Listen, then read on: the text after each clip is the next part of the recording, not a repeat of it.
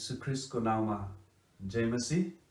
आज यो अनलाइन बाट आराधना संगतिमा जुट्नु भएको सबै परिवारलाई हामी धन्यवाद भन्दछौँ र आह्वान गर्दछौँ। यो संगति मार्फत यो पनि भन्न चाहन्छु कि हाम्रो कलिया परिवारले हामी शारीरिक रूपमा भेट्न नपाए तापनि हामी प्रार्थनामा र आत्मिक रूपमा हामी भेटघाट भइरहेको छ भने विश्वास गर्दछौँ र हामी यो पनि विश्वास गर्दछौँ कि तपाईहरु सन्चै हुनुहुन्छ। यो आराधना संगतिको वचनको सेवाकाईलाई अगाडि बढाउनु भन्दा अगाडि म छोटो प्रार्थना गर्नेछु। आउनुहोस् हामी प्रार्थना गर्नेछौँ। सारा सृष्टिको मालिक प्रभु, हामी तपाईलाई धन्यवाद भन्दछौँ जसरी हामीलाई अनलाइन आराधना संगतिमा ल्याउनु भयो र तपाईको वचन हेर्नको निम्ति हामीलाई यो समय दिनु भएकोमा हामी जतिजना अनलाइन मार्फत छौं प्रभु, तपाईलाई हामी धन्यवाद भन्दछौँ। तपाईको वचन जब हामी हेर्दछौँ हामीलाई आत्मिक रूपमा शारीरिक रूपमा जिउनको निम्ति भोजन दिनुहोस्। सुरुदेखि अन्तसम्म तपाईको वचनले हामीलाई डोर्याउनुहोस्। तपाईको अनुग्रहमा हामीलाई राख्नुहोस्। आशिष माग्छौँ येशू प्रभुको नाममा, आमेन। आजको वचन हामी जुन हेर्न गइरहेका छौं धेरै अहिलेको समयको सान्दर्भिक छ र नेपाल र विश्वमा जुन कोभिड-19 को पेन्डेमिकले एकदम सताएको छ त्यतिखेर हामी सबैले उपायहरू खोजिरहेका छौं। जुन उपाय चाहिँ सजिलो उपाय हामीले खोजिरहेका छौं, तर आजको वचनले हामी हेर्नेछौँ। हामी वचनको शीर्षक छ भोलि के हुन्छ, What will be tomorrow। हामीलाई यो जुन अहिले समस्याले हामीलाई ग्रस्त पारेको छ यसले हामीलाई त्रसित पारेको छ। अब के हुन्छ, अब मेरो व्यापार के हुन्छ, अरू म फ्याक्ट्री के हुन सक्छ, मेरो स्कुलहरू के हुन सक्छ, मेरो एनजीओ, मेरो चर्चेसहरू, मेरो यातायात कम्पनीजहरू, सरकारहरू, टुरिज्महरू, होटल व्यवसायिकहरू, ब्याङ्कहरू इत्यादि के हुन्छ, भोलि के हुन्छ भन्ने सबैलाई यो त्रासले हल्लाइरहेको छ। त्यति मात्रै होइन, यसका सञ्चालकहरू, व्यवस्थापकहरू, कामदारहरू त्यत्तिकै चिन्तित छ यो कोभिड-19 ले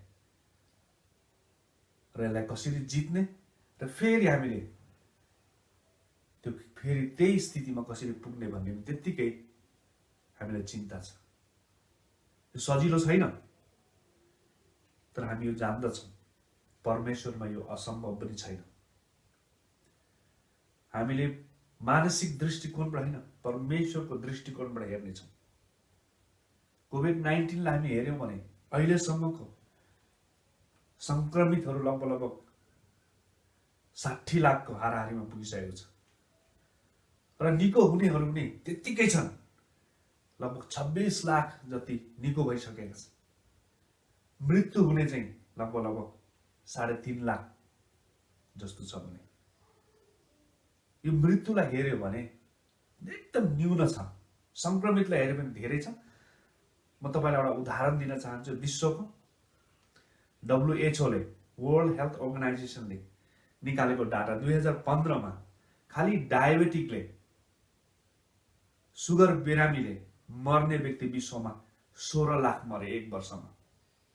त्यसरी नै डायरियाले 2016 मा मर्नेहरू 14 लाख एक वर्षमा थिए भने अहिले हामीले यसलाई हेर्यो भने धेरै न्यून छ। तर हाम्रो त्रास, हाम्रो चिन्ता, हाम्रो फिक्री यसले के गर्छ? हामीले यही कुरालाई सुनेर हामी वाक्क पनि भइसकेका छौँ। कुनै शब्दहरू, कोरोना भाइरस, कोभिड-19, संक्रमित व्यक्तिहरू, मृत्यु हुनेहरू र निको हुनेहरू, आइसोलेसनमा भएकाहरू, क्वारेन्टाइनमा भएकाहरू, vaccine lockdown, red zone, yellow zone, green zone इत्यादिहरूले शब्दहरूले हामीलाई हरेक दिन त्रास बनाइरहेको छ। हामी डराइराखेका छौँ। यति मात्रै होइन, हामी टिभी न्युजबाट, फेसबुकको अपडेटबाट कोरोना भाइरस कोभिड-19 को न्युजले, समाचारले हामीले साह्रो गाह्रो बनाएका छ। त्यसलाई हामी सोच्छौँ भोलि के हुन्छ, भोलिलाई हामी कसरी सामना गर्ने, सबैलाई डर डर डर भएको छ। र हामी विश्वासीहरू आज यसबाट हामी अछुतो छैनौँ। We are not left behind as a Christian in this current situation. हामी यसलाई त्यतिकै हो लौ त हो भन्न छोड्न पनि सक्दैनौँ। हामी आफै पनि हाम्रो भविष्य के हुन्छ होला,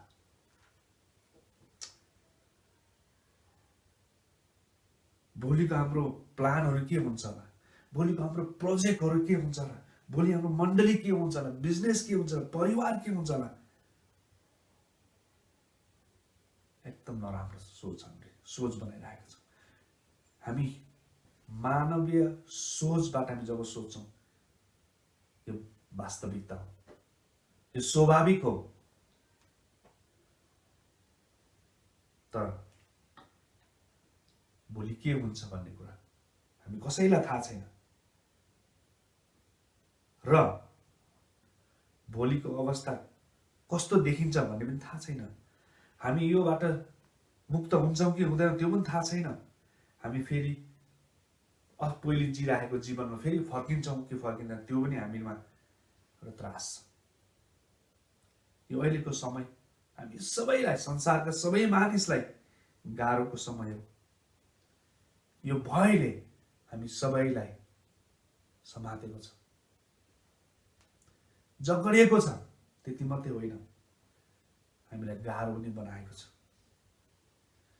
यो सारा यो विश्व महामारीले हाम्रो अगाडि जुन राखेको छ त्यसले हामीलाई यति सताएको छ कि हामी उभिएर खडा भएर जुझ्न पनि हामीलाई गाह्रो अवस्था हामी देख्छौँ। अहिले भोलि के हुने हो,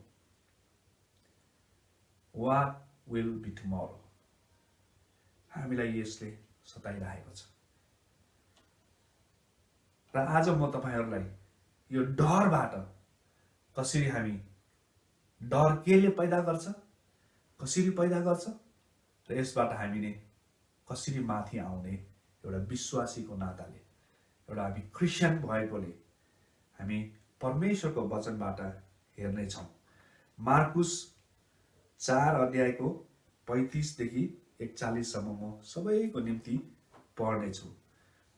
आउनुस् हामी तपाईहरुको वचन, तपाईहरुको बाइबल छ भने तपाईले आफैले हेर्न सक्नुहुनेछ र यो वचन म तपाईहरुको निम्ति पढ्ने छु। 4 अध्यायको 35 देखि 41 सम्म।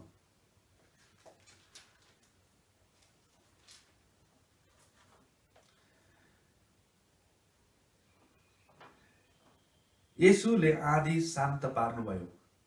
यो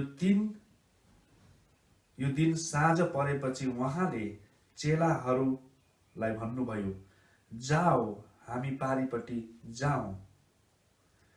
अनि भीडसँग बिदा लिएपछि उहाँ जुन ढुङ्गामा बस्नु भएको थियो त्यसैमा उहाँलाई चेलाहरूले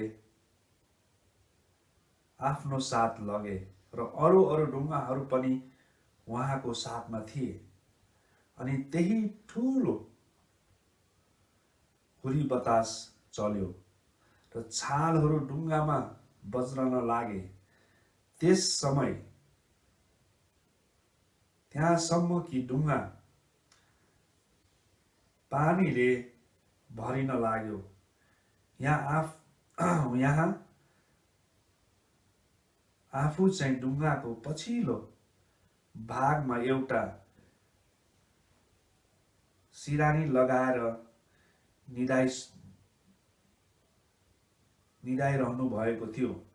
तिनीहरूले उहाँलाई यसो भन्दै बिउजाए, गुरुज्यू, हामी डुब्न लाग्यौं भने के तपाईँ वास्ता छैन? तब उहाँ बिउजनुभयो र बतासलाई हप्काउनुभयो र समुद्रका छालहरूलाई भन्नुभयो, शान्त हो, रोकिजा। अनि बतास थामियो र ठूलो सन्नाटा भयो। उहाँले तिनीहरूलाई भन्नुभयो, तिमीहरू किन यसरी भयभीत हुन्छौ? तिमीहरूमा विश्वास छैन? तिमीहरू साह्रै भयभीत भयो र आपसमा भन्न लागे, यिनी को हुन्? बतास र समुद्रले पनि यिनको हुकुम मान्छ। जब हामी यो वचनलाई हेर्दछौँ, यो घटनालाई हामी हेर्दछौँ, यहाँ हामीलाई स्पष्ट रूपमा यो हामी हेर्न सक्छौँ। यो घटनाद्वारा र अहिलेको हाम्रो घटनामा अलिकति तुलना गर्न म चाहन्छु। हामीले डर हाम्रो जीवनमा यो खण्डबाट हामी हेर्नेछौँ। तीनवटा कुराहरू हामी हेर्नेछौँ र डरलाई तीनटा कुरामा हेर्नेछौँ र त्यसका उपायहरू पनि हेर्नेछौँ। र हामी पहिलो कुरा चाहिँ यो स्थितिलाई हामी हेर्यौँ भने वातावरण, सिचुएसन, चेलाहरू साह्रै डराए। यतिसम्म डराए कि उनीहरू के गर्नु भन्ने कुरा उनीहरूलाई लाग्यो, यो कसरी शान्त हुन्छ, अब के होला भन्ने कुरा उनीहरूले सोचे। त्यसरी नै आजको हाम्रो संसारको अवस्था पनि कोभिड-19ले गर्दा त्यस्तै नै छ। यो वातावरणले, यो सिचुएसनले हामीलाई जगडेको छ। अब के हुन्छ भन्ने कुरा हामीलाई त्रासमा छौँ। म एउटा घटना तपाईहरुलाई फेरि लान चाहन्छु। 2015-72 सालको नेपालको ठुलो भूकम्प गयो र त्यतिखेर हामीलाई त्यो घटनाक्रमले हामीलाई के लागेको थियो भने हामी के हुन्छ होला, हाम्रो जीवन कस्तो हुन्छ होला, हामी भोलि हामी बाँच्छ के बाँच्दैनौँ, हाम्रो भोलि कस्तो होला भन्ने कुरा हामीलाई लागेको थियो। त्यस्तै त्यतिखेर हामीले जुझ्यौं, हामी त्यसबाट माथि आयौं। आजको स्थिति पनि त्यस्तै छ। हामीले वरिपरिका सिचुएसनलाई हेर्यौं भने हाम्रो बाँच्ने उपाय छैन भने हामी सोच्छौं होला। जसरी चेलाहरूले पनि सोचे, अब त हामी गयौं, सिद्ध्यौं, तर उनीहरूलाई केही उपाय थियो। आज हामीले यो कुरालाई नबिर्सौं कि त्यस्तो परिस्थितिलाई भन्दा पनि प्रभुलाई हेरौं। अनि प्रभुलाई हेर्दाखेरि हामीले यो कुरालाई नबिर्सौं कि हामीले वचनलाई दाबी गरौं। वचनलाई दाबी गरेर हामी वचनमा राखेको प्रतिज्ञाहरूलाई हामी हेरौं। त्यसैले हामी यिर्मया 29:11 पदलाई हामी हेर्नेछौँ। भोलि के होला भन्ने नडराउँ। यो परिस्थितिलाई हामीलाई समात्ने होइन, हामीले चाहिँ येशूलाई हेर्नुपर्छ। हामीलाई परमेश्वरले दिनुभएको प्रतिज्ञालाई हेर्नुपर्छ। यिर्मया 29:11 म तपाईहरुको लागि फेरि पनि पढ्नेछौँ। उहाँको प्रतिज्ञालाई दाबी गरौँ। किनभने जुन योजनाहरू मैले तिमीहरूका निम्ति बनाएको छु ती म जान्दछु। परमप्रभु भन्नुहुन्छ, ती तिमीहरूका उन्नतिको निम्ति हुन्, नोक्सानीको निम्ति होइन, तिमीहरूलाई आशा र भविष्य दिनलाई हो। हामी परिस्थितिलाई हेर्ने कि परमेश्वरले दिनुभएको प्रतिज्ञालाई हेर्ने, त्यसलाई मनन गर्ने, परिस्थितिमा होइन। अर्को खण्ड म तपाईहरुलाई लान चाहन्छु। मत्ती 6 32 र 33 लाई हामी हेर्न चाहन्छौँ। यो पनि हामी दाबी गर्छौँ। हामीले 6 अध्यायको 25 पदबाट हामी हेर्न सक्छौँ। चिन्ता र फिक्री कुरामा के को लागि चिन्ता गर्छौँ, के को लागि फिक्री गर्छौँ? परमेश्वरमा हामी उत्तम बन्नेका होइन, परमेश्वरको स्वरूपमा सिर्जेका होइनौँ। तर हामीलाई डर लाग्छ परिस्थितिले। तर उहाँको प्रतिज्ञालाई दाबी गरौँ। 32 र 33 म तपाईँहरूको निम्ति फेरि पनि पढ्नेछु।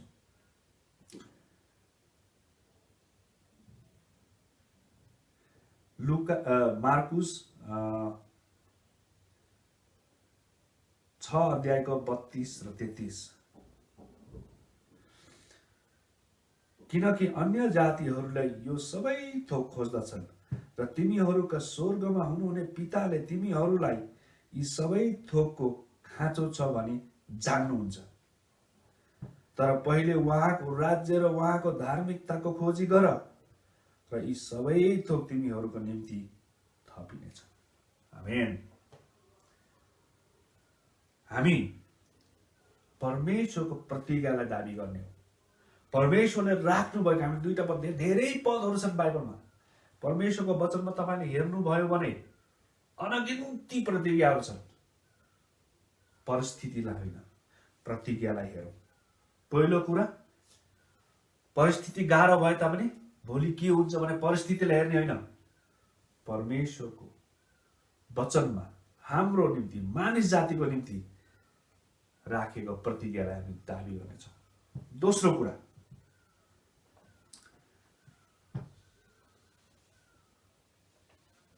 विश्वास।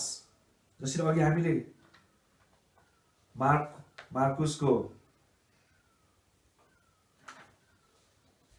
4 अध्यायको ढुङ्गाको कुरा, हामीले ठुलो आँधीबेहरी आएको कुरा हेर्यौँ।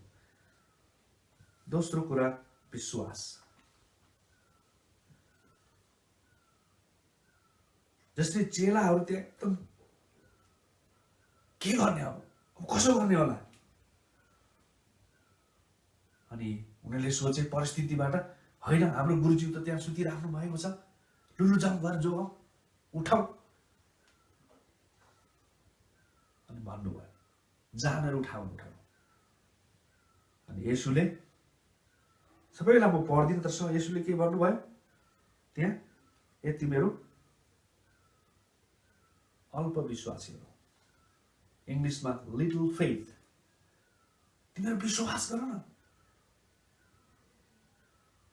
मलाई थाहा छ यो परिस्थितिमा हामी सबै डरले भुइँचालो जस्तो हामीलाई हल्लाइरहेको हुन्छ। तर येशूले यी चेलाहरूलाई भन्नुभएको के हो, यो परिस्थितिमा, ए तेरो विश्वास कहाँ छ, त्यो विश्वासलाई जगाउ न, विश्वासलाई यतिखेर प्रयोग गर भन्ने कुरा हामी देख्छौँ। म साँच्चै भन्छु, हामी मानिस भएकोले गर्दा गाह्रो छ यस्तो परिस्थिति आउँदा, हाम्रो विश्वासलाई ढगमगाउँछ।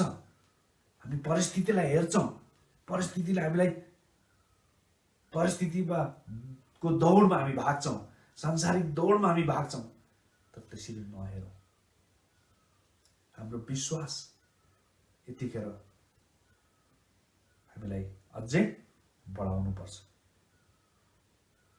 विश्वास हाम्रो ढगमगेको हुन्छ र हामी सोध्छौँ परमेश्वरलाई, तपाईँ कहाँ हुनुहुन्छ, हामीलाई यो किन हुन दिनुभएको, र यो कोभिड-19बाट हामीलाई किन मुक्त पार्नु भएन।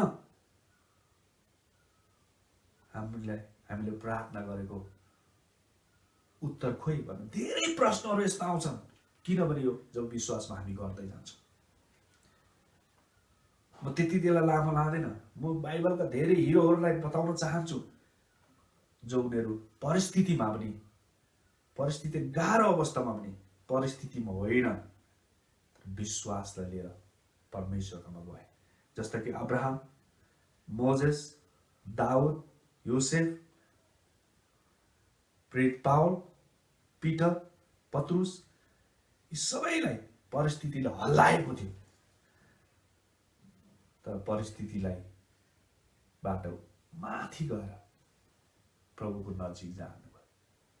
त्यहाँ प्रभुले उनीहरूलाई शक्ति दिनुभयो, विश्वासमा चाहिँ बढाउनु भयो। त्यसरी नै हामी चाहन्छौँ परिस्थितिले भोलि के हुन्छ भने तपाईँको विश्वासमा डगमगाउने होइन, तर यो समय परमेश्वरको नजिक, येशूको नजिक जाने हो। म फेरि एउटा खण्ड पढ्न चाहन्छु, हिब्रू 12:1-2 पढ। 11 अध्यायमा हामी हेऱ्यौँ भने यहाँ धेरै विश्वास योग्यका पात्रहरू हामी हेर्न सक्छौँ, तर 12 अध्यायमा आएर जो स्वयं येशू ख्रीष्टलाई हेरौँ भनेको हामी पाउँछौँ। हामी हेर्नेछौँ। म वचन तपाईँहरूको निम्ति फेरि पनि पढ्नेछु। हिब्रू 12:1-2। हिब्रू 12:1-2। यसकारण यतिका साक्षीहरूको ठूलो बादलले हामीलाई घेरिराखेको हुनाले हर किसिमका सोझा बोझा र हामीलाई सजिलैसित अल्झाउने पापलाई पन्छाएर हाम्रो सामुन्ने राखिदिएको दौड धैर्य साथ दौडौँ। हाम्रो विश्वास सुरु गर्नुहुने र पूरा गर्नुहुने येशूलाई हेरौँ, जसले उहाँको सामुन्ने राखिदिएका अनन्तको निम्ति अपमानलाई केही जस्तो नठानी क्रुसको कष्ट भोग्नुभयो र परमेश्वरको सिंहासनको दाहिनेपट्टि विराजमान हुनुहुन्छ। आमेन। हामी परमेश्वर येशूलाई हेरौँ। हाम्रो विश्वासलाई घटाउने होइन यो परिस्थितिमा।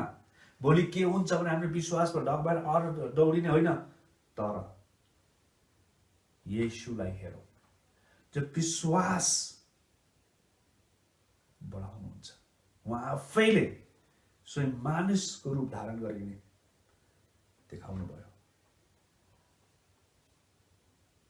दाजुभाइ दिदीबहिनीहरू, म यही भन्न चाहन्छु, यो आधी बेरीको अवस्थामा चेलाहरूलाई परिस्थितिले जगसी जगड्यो, विश्वास मान्नुहुने कमजोर भएर हामी देख्छौँ। आज तपाईँहरू यो परिस्थितिमा विश्वासमा कमजोर हुने होइन, तर अझै दरिलो हुने हो। कसरी दरिलो हुने हो?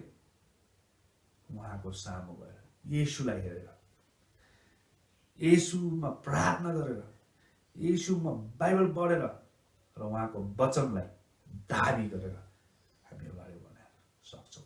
र भोलि कस्तो हुन्छ भन्ने हामीलाई डर हुँदैन। हामीलाई सामना आज गर्नलाई हामीलाई शक्ति मिल्दछ। पहिलो कुरा परिस्थितिहरू होइन।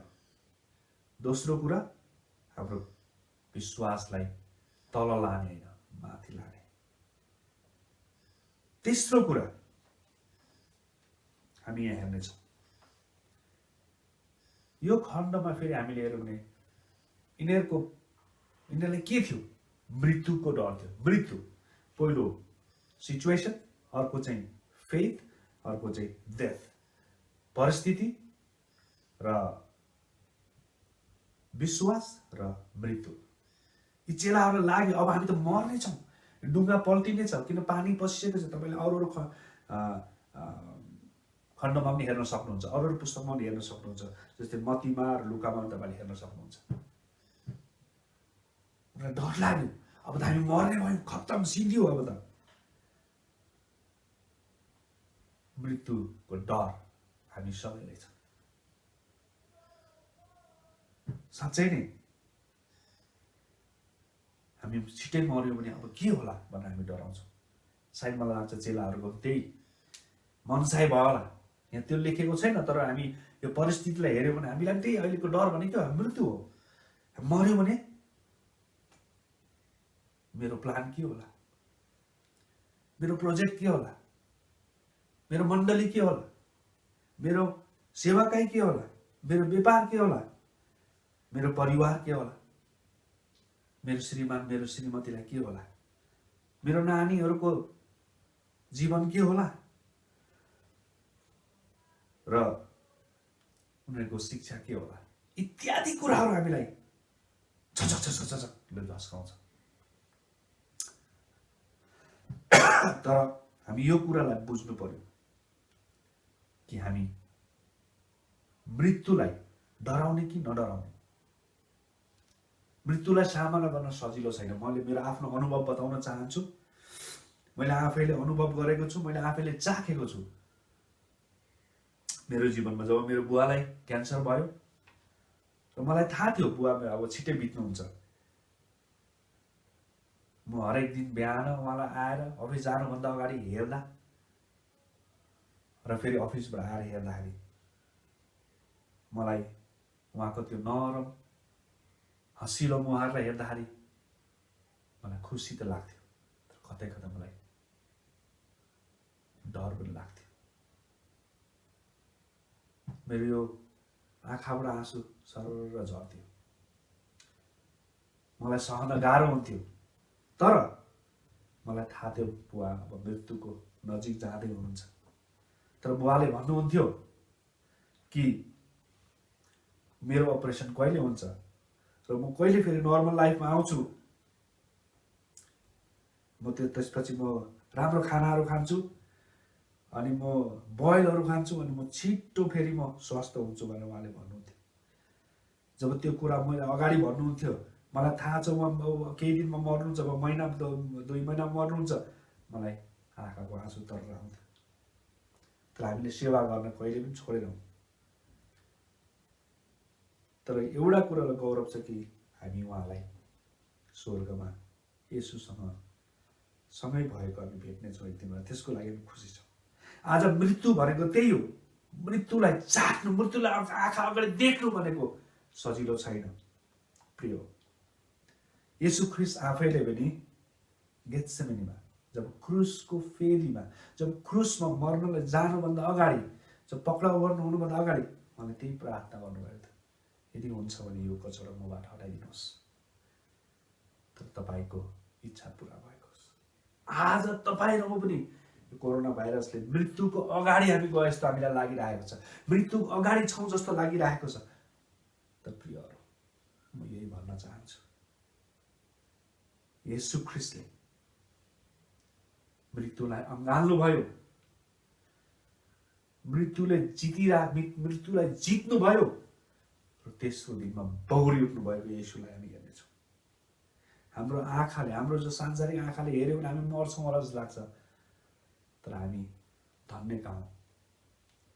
मृत्युले हामीलाई, मृत्यु आए तापनि हामी प्रभु येशूसँग बस्नेछौँ, स्वर्गमा हामी हुनेछौँ र हामी एक दिन भेट्नेछौँ जहाँ दुःख, कष्ट, पीडा छैन। तपाईँ र म यही कुरालाई विचार गरौँ। भोलि के हुन्छ? मृत्युले हामीलाई डर देखाइरहेको छ कि भोलि के हुन्छ भनेर हामी डराइरहेका छौँ? भोलि के हुन्छ भनेर हामी, म बाइबलको खण्ड एउटा हेर्न चाहन्छु, तपाईँहरूलाई फेरि पढ्न चाहन्छु। प्रकाशको पुस्तक 2:10 हामी हेर्न चाहन्छौँ। तपाईँहरू सबैको निम्ति म फेरि पढ्नेछु।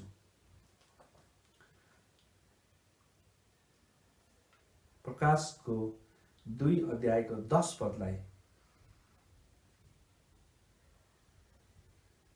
तिमीले भोग्नै लागेका कष्टहरूसँग नडराऊ। हेर, दियाबलसले तिमीहरू मध्ये कतिलाई तिमीहरूका जाँचको निम्ति कैदमा हाल्न आँटेको छ र तिमीहरूलाई 10 दिन कष्ट हुनेछ।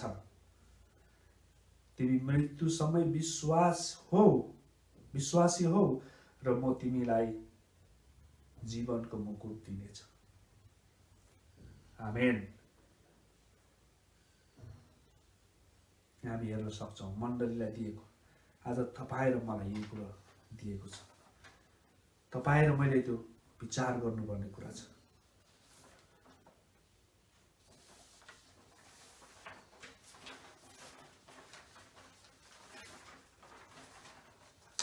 कि मृत्युमा हामी डराइरहेका छौँ? हामीले यो परिस्थितिलाई हामीले जगडेको छ, भोलि के हुन्छ भनेर हामीले डराइरहेका छौँ? हामी यो कुरालाई विचार गरौँ। आज यो वचनद्वारा यो खण्ड जहाँ चाहिँ चेलाहरू आधी बेरीले त्रसित भएको बेलामा हामी परिस्थितिलाई हेर्छौँ कि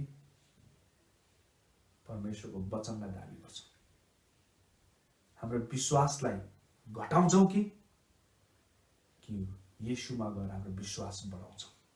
क्रुसको फेदीमा गएर विश्वासलाई बढाउँछौँ? त्यसो मृत्युलाई डराउँछ कि मृत्युमा विजय हुने येशू ख्रीष्ट जो क्रुसमा बलिदान हुनुभयो, तेस्रो दिनमा मरेकाहरू मरेकोबाट बिउतनु भयो, उहाँले येशूले सारा सृष्टिलाई, सारा संसारको मानिसलाई बचाउनको निम्ति यो संसारमा आउनुभयो, दुःख कष्ट भोग्नुभयो र क्रुससम्म जानुभयो, मृत्युलाई अँगाल्नुभयो, मर्नुभयो, गाडिनुभयो र तेस्रो दिनमा फेरि बौरी उठ्नुभयो र सारा संसारलाई भन्नुभयो उहाँ जीवित हुनुहुन्छ, उहाँ देखा पर्नुभयो। आज तपाईँ र म त्यो येशूलाई विश्वास गर्ने व्यक्ति, हामी कसरी यो परिस्थितिले, कोभिड-19ले परिस्थितिलाई हामीलाई केही गर्न सक्दैन। परमेश्वरको वचन हाम्रो राखिरहेको प्रतिज्ञालाई दाबी गरौँ। दोस्रो कुरा, विश्वासलाई तल लागेर माथि बढाउने। तेस्रो कुरा, हामी मृत्युबाट डराउने होइन, मृत्युलाई विजय पाउने येशू ख्रीष्टलाई हामी हेर्नेछौँ।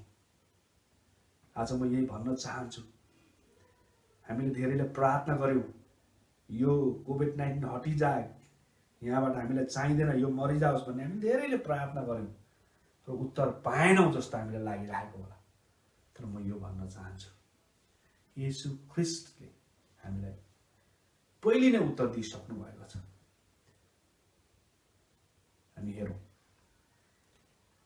उहाँले हामीलाई यो कोभिड-19बाट बच्नको निम्ति परमेश्वरले उत्तर दिइसक्नु भएको छ। उहाँले डक्टरहरू मार्फत दिइसक्नु भएको छ। परमेश्वरले येशू ख्रीष्टले ज्ञान दिएर, पहिलो कुरा सोशल डिस्टेन्सिङ, दोस्रो कुरा हात धुने कुरा, मिची हात धुने कुराहरू बारम्बार, खाने कुरा स्वस्थ खानाहरू जसले हाम्रो जिउको इम्युन सिस्टम कीटाणुहरूसँग लड्ने शक्ति बढ्दछ। ती के उपाय होइनन् र? हाम्रो प्रार्थनाको उत्तर होइन र त्यो? तर हामी सोच्छौँ यसले हामीलाई अब बाँच्नै गाह्रो हुन्छ कि भोलि हाम्रो के हुन्छ? केही हुँदैन। हामी मरिहाल्यौँ भने पनि प्रभुसँग हुनेछौँ। आमेन। म तपाईँलाई केही जानकारी दिन चाहन्छु। हामी लाग्छ होला यो कोरोनाले विश्वलाई सिध्याउँछ। म तपाईँलाई डाटा मात्रै दिन्छु। अहिले जतिजना संक्रमित भएका छन् तर निको हुने र मृत्यु, निको हुनेमा 88% निको भएका छन्, 12% मात्रै मृत्यु भएका छन्। जुन अब संक्रमित भएर हस्पिटलमा आइसोलेसनमा क्वारेन्टाइनमा छन् ती मध्ये पनि 98% 98% चाहिँ सामान्य भाइरस छ, 2% मात्रै एकदम सिरियस केसेस। त्यसो भने हेरौँ न, किन मृत्युबाट डराउने? भोलि के हुन्छ भने किन डराउने? म यही तपाईँहरूलाई भन्न चाहन्छु कि भोलिको निम्ति होइन। हामी जुन खण्डबाट हामीले हेऱ्यौँ, 3वटा परिस्थितिलाई हामी हेऱ्यौँ। एउटा परिस्थितिमा, यो यस्तो परिस्थितिमा हामीले परमेश्वरको वचन दाबी गरौँ, उहाँ राख्नुभएको प्रतिज्ञाको दाबी गरौँ। येशू ख्रीष्ट चाहिँ हाम्रो परिस्थितिभन्दा पनि माथि हुने परमेश्वर हुनुहुन्छ। दोस्रो कुरा विश्वास, विश्वासको स्रोत नै उहाँ हुनुहुन्छ। तेस्रो कुरा मृत्युलाई विजय दिने परमेश्वर येशू हुनुहुन्छ। यो हामी कहिल्यै नबिर्स्यौँ। अन्तिममा म तपाईँहरू सबैलाई यही उत्साह दिन चाहन्छु, तपाईँले घरमा समय भएको बेलामा प्रकाशको पुस्तक 21 र 22 अध्यायलाई तपाईँले हेर्नुहोस्। र तपाईँको निम्ति म एउटा खण्ड अन्तिममा पढेर, त्यो चाहिँ बाइबलको अन्तिम खण्ड पनि भनौँ, प्रकाशको 22 अध्यायको 21 पदलाई हेरेर हामी आजको वचनलाई हामी यहीँ राख्नेछौँ। यसो लेखिएको छ, प्रकाशको 22 अध्यायको 21 पद, अन्तिम पद बाइबलको। प्रभु येशूले अनुग्रह सबै सन्तहरूसँग रहोस्। आमेन। इङ्ग्लिसमा राम्रो राखेको छ, the grace the Lord Jesus be with God's people. Amen. हामी भोलि के हुन्छ, भोलि कस्तो हुन्छ भने हामी नडराउँ। भोलिले हामीलाई राम्रो र सही ठाउँमा परमेश्वरले लानुहुनेछ।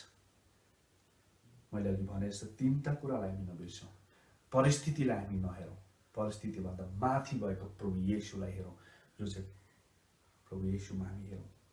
दोस्रो, हाम्रो विश्वासलाई घटाउने होइन, तर विश्वासको स्रोत येशू ख्रीष्टलाई हेरौँ। हामी मृत्यु हुन्छ कि भनेर हामी मृत्युलाई नहेरौँ, हामी येशूलाई हेरौँ, जो मृत्युबाट विजय प्राप्त गर्नुभयो। परमेश्वरले हामी सबैलाई प्रशस्त रूपमा आशिष दिउन्। आउनुहोस्, म प्रार्थना गर्नेछु। प्रभु, हामी तपाईँलाई धन्यवाद भन्दछौँ। हामी साह्रै गाह्रो र अप्ठ्यारोमा परेका छौँ। हामीलाई भोलि के हुन्छ भन्ने हामीलाई एकदम सबै कुराले समातेको छ। तर हामी प्रार्थना गर्दछौँ प्रभु, तपाईँले आजको वचनद्वारा हाम्रो परिस्थिति, हाम्रो विश्वास र मृत्युबाट हामी विजय भएको येशूलाई हामी हेर्नेछौँ। येशूमा विजय जीवन हामी जिउनेछौँ। हामी रहे तापनि हामी मृत्युलाई अँगाले तापनि, किनभने यी सबैमा तपाईँले हुनुहुन्छ। तपाईँ सृष्टिदेखि आजसम्म र भविष्यकालसम्म तपाईँ रहनुहुनेछ। धन्यवाद छ सबै कुरोको लागि तपाईँलाई धन्यवाद भन्दै आज हाम्रो मण्डली परिवार जहाँ जहाँ छ सबैलाई आशिषित बनाउनु भएकोमा, रोगी बिरामीहरूको निम्ति प्रार्थना गर्दछौँ। धन्यवाद छ तपाईँको वचनले हामीलाई तृप्त पार्नु भएकोमा, शक्ति प्रदान गर्नु भएकोमा धन्यवाद छ। धन्यवाद, सबै कुरो धन्यवाद भन्दै बिन्ती प्रार्थना आशिष माग्छौँ उद्धारकर्ता प्रभु येशू ख्रीष्टको नाममा। आमेन। जय मसीह सबैलाई।